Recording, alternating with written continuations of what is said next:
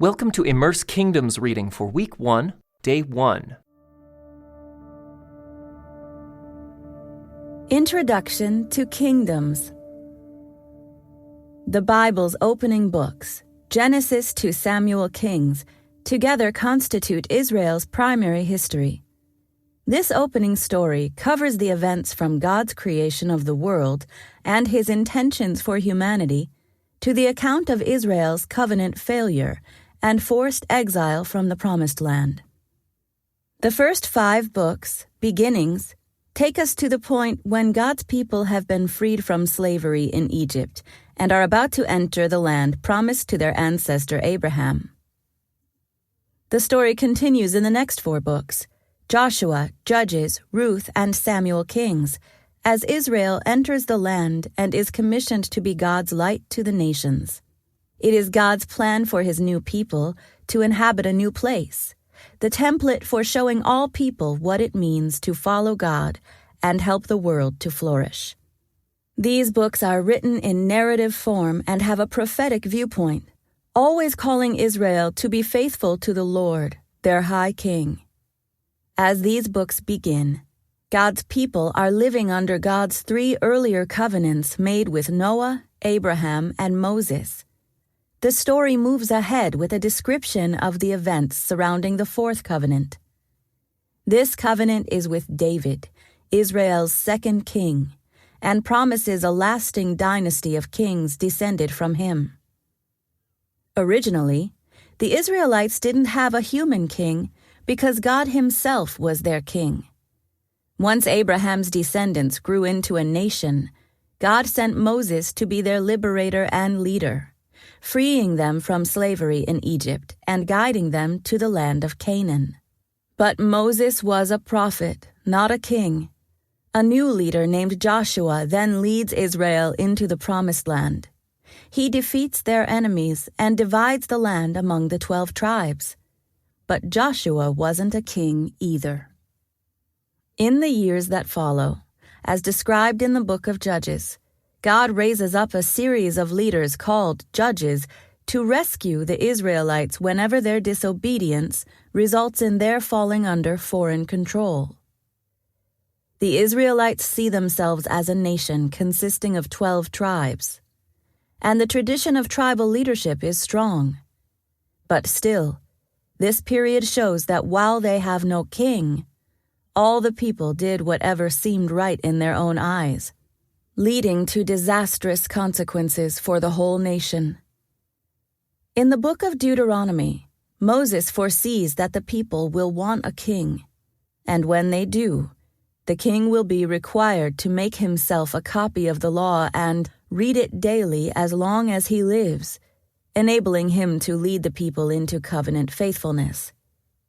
As the period of the judges comes to a close, the time certainly seems right for a king like this to exert a central authority over Israel and restrain the rampant lawlessness. So when Samuel, the last of the judges, is growing old, the Israelites ask him to appoint a king for them. God sees this as a rejection of himself as their king. But he relents and tells Samuel to anoint a man named Saul. Saul eventually proves stubborn, self-willed, and disobedient. So the Lord tells Samuel to anoint David to replace Saul as king. After much intrigue and danger, David finally comes to the throne. He makes grave mistakes himself, but God still knows David as a man after his own heart because he deeply loves and respects God and his covenant. David's faithfulness to the Lord serves as the standard by which all of his successors are measured in the long book of Samuel Kings, which begins with the stories of Samuel, Saul, and David, and then traces the whole future course of the Israelite kingdom. However, because the kings turn away from the Lord and worship other gods, violence and oppression are introduced, and the kingdom splits in 2. Both kingdoms are later conquered by foreign empires, and the Israelites are forced into exile. At this point, God's plan appears to be deeply threatened. His chosen people have failed to fulfill their commitments in the covenant relationship and are therefore losing their temple, their king, and their land. Just as Adam and Eve were exiled from the garden of God at the beginning of the story, so now Israel is exiled from God's new Eden, the promised land. The tension in the overall story rises here to fever pitch. Abraham's descendants are supposed to be the means by which God will bless and restore the world. But now, all seems lost. Only one thread is left. God's new covenant with King David promises that God will not abandon David's family and kingdom. Whatever work God will yet do through Israel for the sake of the world, He will do through this royal line.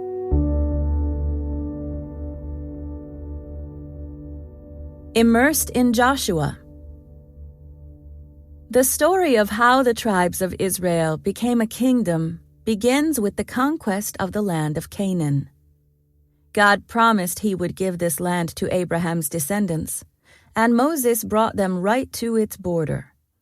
But Moses' successor, Joshua, actually leads Israel into the land, defeating the city kingdoms that rule there. The book of Joshua describes how he did this.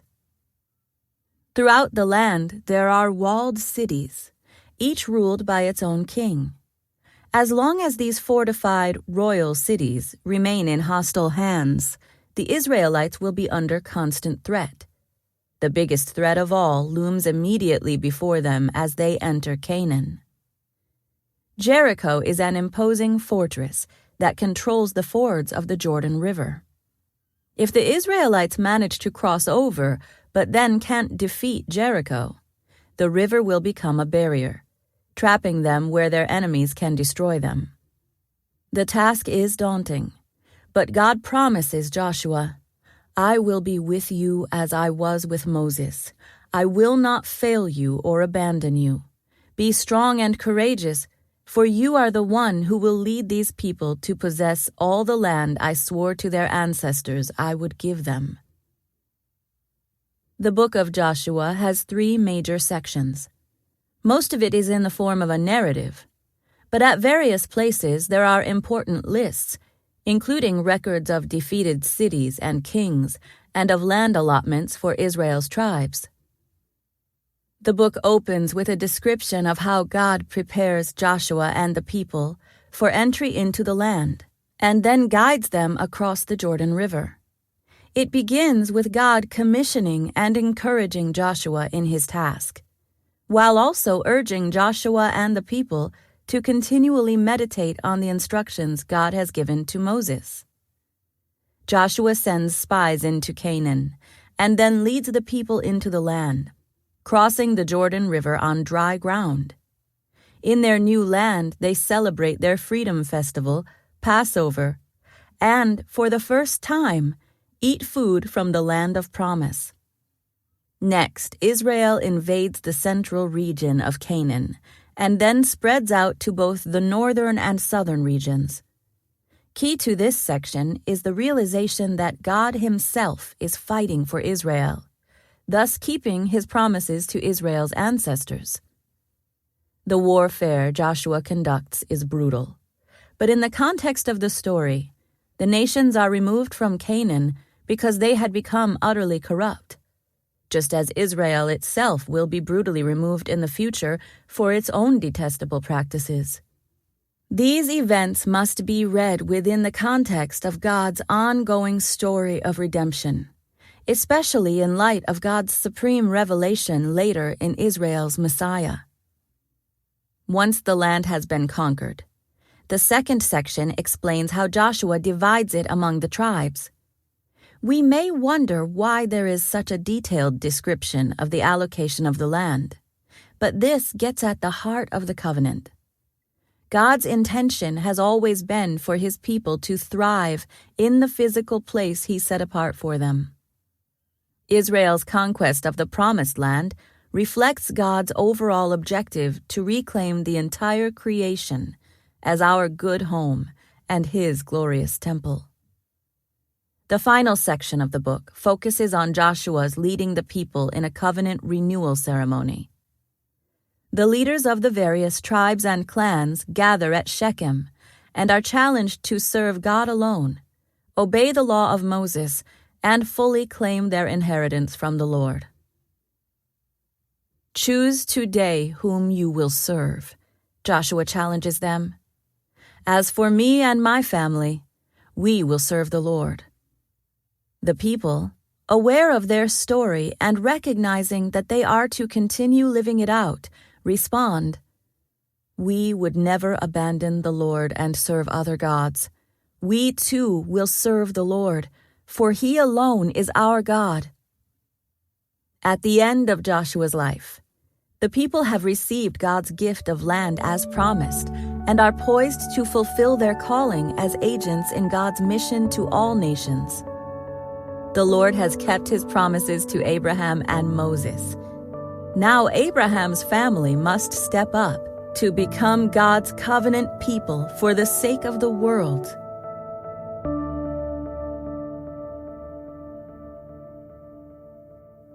The Book of Joshua.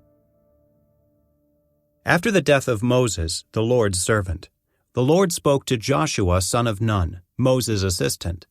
He said, "Moses my servant is dead. Therefore the time has come for you to lead these people, the Israelites, across the Jordan River into the land I am giving them. I promise you what I promised Moses. Wherever you set foot, you will be on land I have given you. From the Negev wilderness in the south to the Lebanon mountains in the north, from the Euphrates River in the east to the Mediterranean Sea in the west, including all the land of the Hittites. No one will be able to stand against you as long as you live, for I will be with you, as I was with Moses. I will not fail you or abandon you. Be strong and courageous, for you are the one who will lead these people to possess all the land I swore to their ancestors I would give them. Be strong and very courageous. Be careful to obey all the instructions Moses gave you. Do not deviate from them, turning either to the right or to the left. Then you will be successful in everything you do. Study this book of instruction continually. Meditate on it day and night, so you will be sure to obey everything written in it. Only then will you prosper and succeed in all you do. This is my command. Be strong and courageous. Do not be afraid or discouraged, for the Lord your God is with you, wherever you go." Joshua then commanded the officers of Israel, "Go through the camp and tell the people to get their provisions ready. In 3 days you will cross the Jordan River and take possession of the land the Lord your God is giving you." Then Joshua called together the tribes of Reuben, Gad, and the half-tribe of Manasseh. He told them, "Remember what Moses, the servant of the Lord, commanded you. The Lord your God is giving you a place of rest. He has given you this land. Your wives, children, and livestock may remain here in the land Moses assigned to you, on the east side of the Jordan River. But your strong warriors, fully armed, must lead the other tribes across the Jordan to help them conquer their territory. Stay with them until the Lord gives them rest, as He has given you rest, and until they too possess the land the Lord your God is giving them. Only then may you return and settle here on the east side of the Jordan River, in the land that Moses, the servant of the Lord, assigned to you." They answered Joshua, "We will do whatever you command us, and we will go wherever you send us. We will obey you, just as we obeyed Moses.